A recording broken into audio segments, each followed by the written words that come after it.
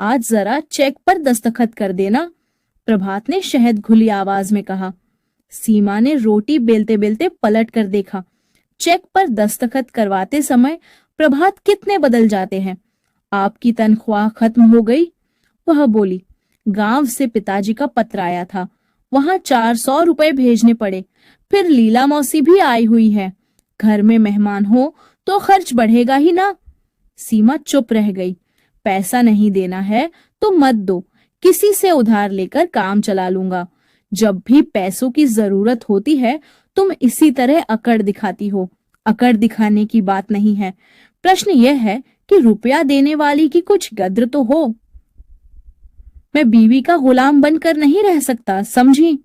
बीवी के गुलाम होने वाली सदियों पुरानी उक्ति पुरुष को आज भी याद है, किंतु स्त्री धन का उपयोग न करने की गौरवशाली परंपरा को वह कैसे भूल गया।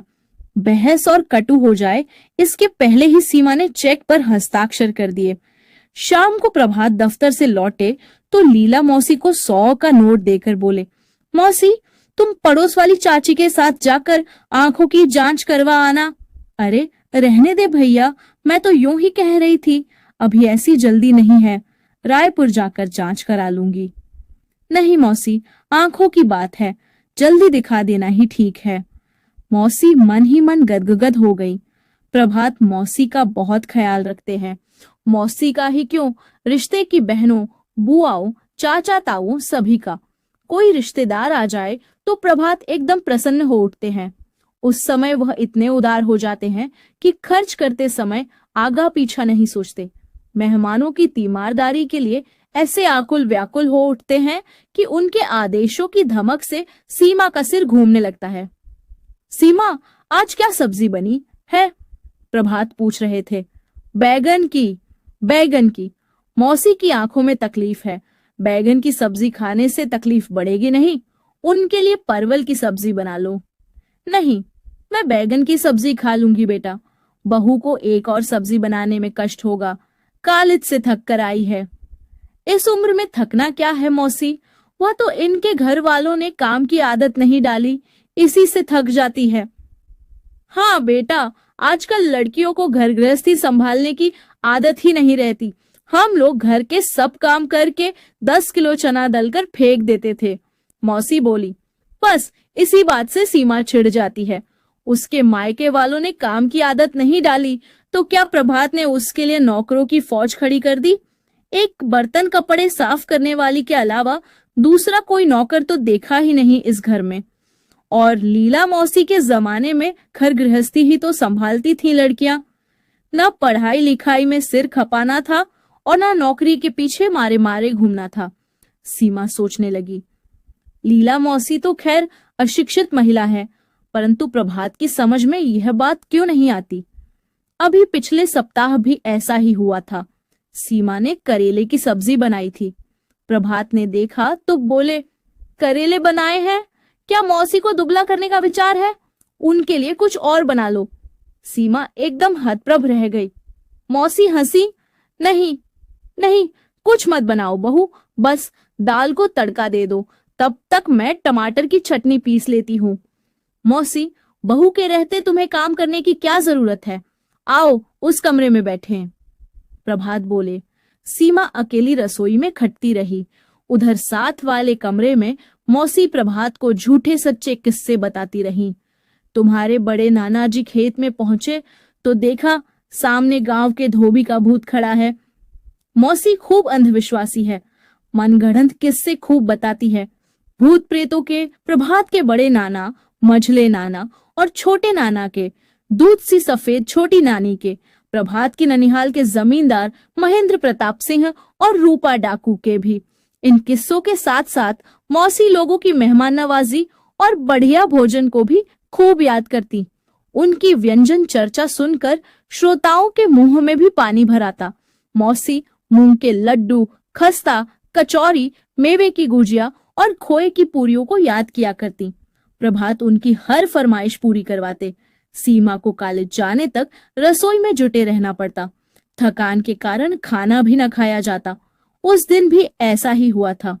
कॉलेज से लौटकर वह कुछ खाना ही चाहती थी कि प्रभात के मित्र आ गए।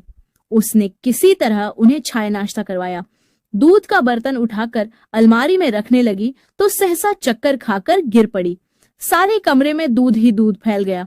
मौसी और प्रभात दौड़े आए। अपने निष्प्राण से शरीर को किसी तरह खींचती हुई सीमा पलंग पर जा लेटी।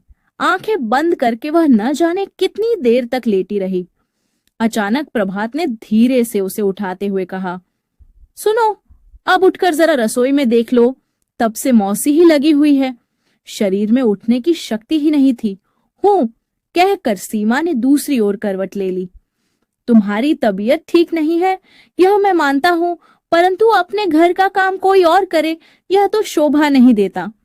प्रभात धीरे से बोले। सीमा का मन हुआ चीख कर कह दे, मौसी के घर में बहू बेटी बीमार होती है तब क्या वह हाथ पर हाथ धरे बैठी रहती है? एक समय भोजन बना भी लेंगी तो ऐसी क्या प्रलय हो जाएगी? लेकिन कहा कुछ नहीं। आवाज कहीं गले में ही फंस कर रह गई। आंखों से आंसू बह निकले। उठकर बचा हुआ काम निबटाया। मौसी प्रभात की प्रशंसा करते नहीं थकती। उस दिन किसी से कह रही थी, हमारे परिवार में प्रभात हीरा है, सबके सुख दुख में साथ देता है, रुपए पैसे की परवाह नहीं करता, ऐसा आदर सम्मान करता है कि पूछो मत। बहू बड़े घर की लड़की है, पर प्रभात का ऐसा शासन है कि मजाल है बहू जरा भी गड़बड़ कर जाए। यह प्रशंसा वह पहली बार नहीं सुन रही थी। ऐसी प्रशंसा प्रभात के परिवार के हर छोटे बड़े के मुख पर रहती है। ससुराल वालों को इतना आतिथ्य सत्कार तथा सेवा करने और बैंक के चेक फाड़ फाड़ कर देने के बाद भी वह प्रभात के इस सुयश की भागीदार नहीं बन सकी। या यूं कहा जाए कि प्रभात ने इसमें उसे भागीदार बनाया ही नहीं, बल्कि अपने लोगों के सामने उसे बौना बनाने में ही वह गर्व महसूस करते रहे। उसकी कमियों और गलतियों को वह बढ़ा चढ़ा कर सुनाया करते और सारा परिवार रस ले लेकर सुना करता। इस संबंध में सीमा को अपनी देवरानी मंगला से ईर्ष्या होती है। देवर सुनील उसके सम्मान को बढ़ाने का एक भी अवसर हाथ से नहीं जाने देते। हैदराबाद से वह साल में एक बार घर आते हैं। छोटे बड़े सभी के लिए कुछ न कुछ लाने का उनका नियम है, लेकिन लेन देन का दायित्व उन्होंने मंगला को ही सौंप रखा है। जब सारा परिवार मिलकर बैठता है तब सुनील पत्नी को गौरवान्वित करते हुए कहते हैं, मंगला, निकालो भई सब चीजें, दिखाओ सबको क्या क्या लाई हो तुम उनके लिए। सबकी नजरें मंगला पर टिक जाती है। वह कितनी ऊंची हो जाती है सबकी दृष्टि में। मंगला की अनुपस्थिति में जब परिवार के लोग मिल बैठते हैं तो उसके लाए उपहारों की चर्चा होती है, उसकी दरिया दिली की प्रशंसा होती है, परंतु सीमा की मेहनत की कमाई से भेजे गए मनी ऑर्डरों का कभी जिक्र नहीं होता।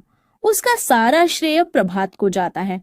कभी बात चलती है तो अम्मा उसे सुनाकर साफ कह देती हैं, सीमा की कमाई से हमें क्या मतलब, प्रभात घर का बड़ा बेटा है, उसकी कमाई पर तो हमारा पूरा हक है। कभी कभी सीमा सोचती है, नेकी करते हुए भी किसी के हिस्से में यश और किसी के हिस्से में अपयश क्यों आता है। वैसे इस विषय में ज्यादा सोचकर वह अपना मन खराब नहीं करती, फिर भी उसका स्वास्थ्य ठीक नहीं रह पाता। पिछले दिनों डॉक्टर ने बताया था, पैर भारी है, थोड़ा आराम करना चाहिए। इधर मौसी कहती थी, एक रोटी बनाने का ही तो काम है घर में, न चक्की पीसनी है न कुएं से पानी खींचकर लाना है। खूब मेहनत करो और डट कर खाओ, तभी तो सेहत बनेगी। और एक दिन सेहत बनाने के चक्कर में लड्डू बांधते बांधते कॉलेज जाने का समय हो गया था। सीमा जल्दी जल्दी सीढ़ियां उतरने लगी तो अचानक पैर फिसल गया। 3 से 4 सीढ़ियां लांघती हुई वह नीचे जा गिरी। चोट तो उसे विशेष नहीं आई, पर पेट में दर्द होने लगा था। इनके लिए बिस्तर पर आराम करना बहुत जरूरी है, डॉक्टर ने प्रभात से कहा था। प्रभात ने लापरवाही के लिए सीमा को जी भरकर कोसा, किंतु इस परिस्थिति में डॉक्टर की सलाह मानना आवश्यक हो गया। झाड़ू पोंछा तो मेहरी करने लगी, पर भोजन बनाने का भार मौसी पर आ पड़ा। वह नाश्ता और खाना बनाने में परेशान हो जाती। अब वह बिना मसाले की सादी सब्जी से काम चला लेती। कहती, अब उम्र हो गई, काम करने की पहले जैसी ताकत थोड़े ही रह गई है। सीमा का मन होता पूछे, मौसी सिर्फ खाना ही तो बनाना है, और खाना बनाना भी कोई काम है? तुम तो कहती थी दाल चावल और सब्जी रोटी तो कैदियों का खाना है। तुम ऐसा खाना क्यों बना रही हो मौसी? किसी तरह सप्ताह बीता था कि मौसी का मन उखड़ने लगा। एक दिन प्रभात से बोली, बेटा तुम्हारे पास बहुत दिन रह ली। सुरेखा रोज सपने में दिखाई देती है, जाने क्या बात है, बहू जैसी ही उसकी भी हालत है। प्रभात सन्न रह गए। मौसी ऐसी कोई बात होती तो सुरेखा का पत्र जरूर आता। तुम चली जाओगी तो बड़ी मुसीबत होगी। अच्छा होता जो कुछ दिन और रुक जाती। पर मौसी नहीं मानी, वह बेटी को याद करके रोने लगी। प्रभात निरुपाय हो गए। उन्होंने उसी दिन गांव पत्र लिखा। सुशीला जी पिछले साल 2 माह रहकर गई थीं। उन्हें भी एक पत्र विस्तार से लिखा। कई दिनों बाद गांव से पत्र आया कि 15 दिनों बाद अम्मा स्वयं आएंगी। पर 15 दिनों के लिए दूसरी क्या व्यवस्था हो सकेगी? प्रभात को याद आया कि मंगला की बीमारी का समाचार मिलते ही गांव के लोग किस तरह हैदराबाद तक दौड़े चले जाते हैं। फिर सीमा के लिए ऐसा क्यों? शायद इसका कारण वह स्वयं ही है। जिस तरह सुनील ने अपने परिजनों के हृदय में मंगला के लिए स्नेह और सम्मान के बीज बोए थे, वैसा सीमा के लिए कभी किया था उसने? 15 दिन बाद अम्मा गांव से आ गईं। उनके आते ही प्रभात निश्चिंत हो गए। उन्हें विश्वास था कि अम्मा अब सब संभाल लेंगी। मार्च का महीना था। वह अपने दफ्तर के कार्यों में व्यस्त हो गए। सुबह घर से जल्द निकलते और रात को देर से घर लौटते। पिछले वर्ष जब मंगला को ऑपरेशन से बच्चा हुआ था, उस समय अम्मा हैदराबाद में ही थीं। उन्होंने उसकी खूब सेवा की थी। उसकी सेवा का औचित्य उनकी समझ में आता था, लेकिन सीमा को क्या हुआ, यह उनकी समझ में ही ना आता। वह दिन भर काम करे और बहू आराम करे, यह उनके लिए असहाय था। प्रभात के सामने तो अम्मा जी चुपचाप काम किए जाती, परंतु उनके जाते ही व्यंग्य बाण उनके तर्कस में कसमसाने लगते। कभी वह इधर उधर निकल जाती। मोहल्ले की स्त्रियां मजा लेने के लिए उन्हें छेड़ती। अम्मा हो गया काम? हाँ भाई, काम तो करना ही है। पुराने जमाने में बहुएं सास की सेवा करती थीं। आज के जमाने में सास को बहुओं की सेवा करनी पड़ती है। सीमा सुनती तो संकोच से कड़ जाती। किस मजबूरी में वह उनकी सेवा ग्रहण कर रही थी, इसे तो वही जानती थी। उसी समय प्रभात को दफ्तर के काम से सूरत जाना पड़ा। उनके जाने की बात सुनकर सीमा विकल हो उठी थी। जाने के 2 दिन पहले उसने प्रभात से कहा भी, अम्मा से कार्य करवाना मुझे अच्छा नहीं लगता। उनकी यहाँ रहने की इच्छा भी नहीं है। उन्हें जाने दीजिए, यहाँ जैसा होगा देखा जाएगा। परिवार से संबंध बनाना तुम जानती ही नहीं हो। प्रभात ने उपेक्षा से कहा था। प्रभात के जाते ही अम्मा मुक्त हो गई थी। वह कभी मंदिर निकल जाती, कभी अड़ोस पड़ोस में जा बैठती। सीमा को यह सब अच्छा ही लगता। उनकी उपस्थिति में जाने क्यों उसका दम घुटता था। उस दिन अम्मा सामने के घर में बैठी बतिया रही थी।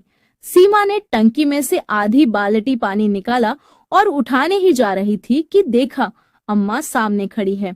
उसे याद आया, अम्मा पीछे वाली पड़ोसिन से कह रही थी, प्रभात पेट में था तब छोटी ननद की शादी पड़ी, हमें बड़े बड़े बर्तन उठाने पड़े, पर कहीं कुछ नहीं हुआ। हमारी बहू तो 2-2 लोटा पानी लेकर बाल्टी भरती है, तब नहाती है। सीमा ने झेप कर बाल्टी भरी और उठाकर स्नान घर तक पहुंची ही थी कि दर्द के कारण बैठ जाना पड़ा। जिसका भय था वही हो गया। डॉक्टर निरुपाय थे। गर्भपात कराना जरूरी हो गया। अम्मा रो रो कर सबसे कह रही थी, हम इतना काम करते थे तो भला क्या इन्हें बाल्टी भर पानी नहीं दे सकते थे? हमारे रहने का क्या फायदा हुआ? उसी दिन शाम को प्रभात घर लौटे। अस्पताल पहुंचे तो डॉक्टर गर्भपात करके बाहर निकल रही थी। उन्होंने दुख व्यक्त करते हुए कहा, बच्चा निकालना जरूरी हो गया था, लड़का था।